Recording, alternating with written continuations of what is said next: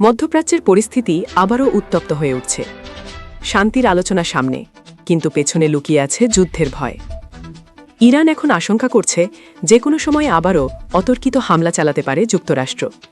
এই আশঙ্কার মধ্যেই ঝুলে গেছে সম্ভাব্য আলোচনাও।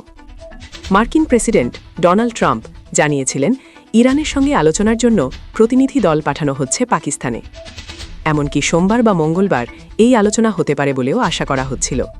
কিন্তু এখন সেই সম্ভাবনা অনিশ্চিত, কারণ ইরান নিজেদের অবস্থানে অনড়।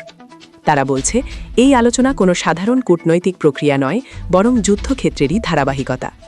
অর্থাৎ আলোচনাও এক ধরনের যুদ্ধ। এখন প্রশ্ন হচ্ছে, কেন ইরান এতটা কঠোর অবস্থানে? এর পেছনে রয়েছে দুটি বড় কারণ, যাকে তারা বলছে রেড লাইন। প্রথমত, লেবাননে যুদ্ধবিরতি নিশ্চিত করতে হবে। বিশেষ করে হেজবল্লাহের সঙ্গে সম্পর্কের কারণে এই বিষয়টি অত্যন্ত গুরুত্বপূর্ণ। দ্বিতীয়ত, ইরানের জব্দ করা সম্পদ মুক্ত করতে হবে।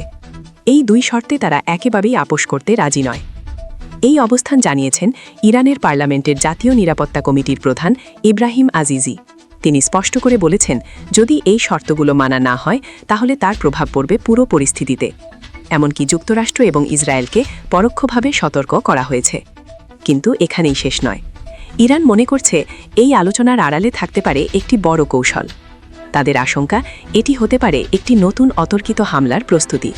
অর্থাৎ আলোচনা হয়তো শুধুই একটি মোড়ক। এই সন্দেহের কারণও আছে। অতীতে এমন ঘটনা ঘটেছে যেখানে আলোচনার মাঝেই হঠাৎ করে সামরিক হামলা চালানো হয়েছে। তাই এবার ইরান আরও সতর্ক। এদিকে যুদ্ধবিরতির মেয়াদও শেষ হতে যাচ্ছে খুব শিগগিরই। আর যদি সেটি শেষ হয়ে যায় তাহলে পরিস্থিতি আবারও বিস্ফোরণ ঘটাতে পারে। এই অবস্থায় ইরান নিজেদের সামরিক প্রস্তুতিও বাড়াচ্ছে। ইসলামিক রেভলিউশনারি গার্ড কর্পসের কর্মকর্তারা জানিয়েছেন, ক্ষেপণাস্ত্র এবং ড্রোন ব্যবস্থাকে দ্রুত আধুনিকীকরণ করা হচ্ছে। অর্থাৎ যুদ্ধের জন্য প্রস্তুত থাকছে ইরান। এমনকি কিছু প্রতিবেদনে দেখা গেছে ভূগর্ভস্থ স্থাপনাগুলোতে নতুন করে অস্ত্র মজুত করা হচ্ছে। এখন সবচেয়ে বড় প্রশ্ন, এই পরিস্থিতি কোন দিকে যাচ্ছে? শান্তির পথে নাকি আবারও যুদ্ধের দিকে? বিশেষজ্ঞরা বলছেন পরিস্থিতি অত্যন্ত সংবেদনশীল। একটি ভুল সিদ্ধান্তই পুরো অঞ্চলে বড় সংঘাত সৃষ্টি করতে পারে। আর যদি আবার যুদ্ধ শুরু হয় তাহলে তার প্রভাব পড়বে শুধু মধ্যপ্রাচ্যে নয়, পুরো বিশ্বে। বিশ্ব এখন অপেক্ষা করছে এই আলোচনার ফলাফল কী হয় এবং ট্রাম্প শেষ পর্যন্ত কোন পথ বেছে নেন, শান্তি নাকি যুদ্ধ।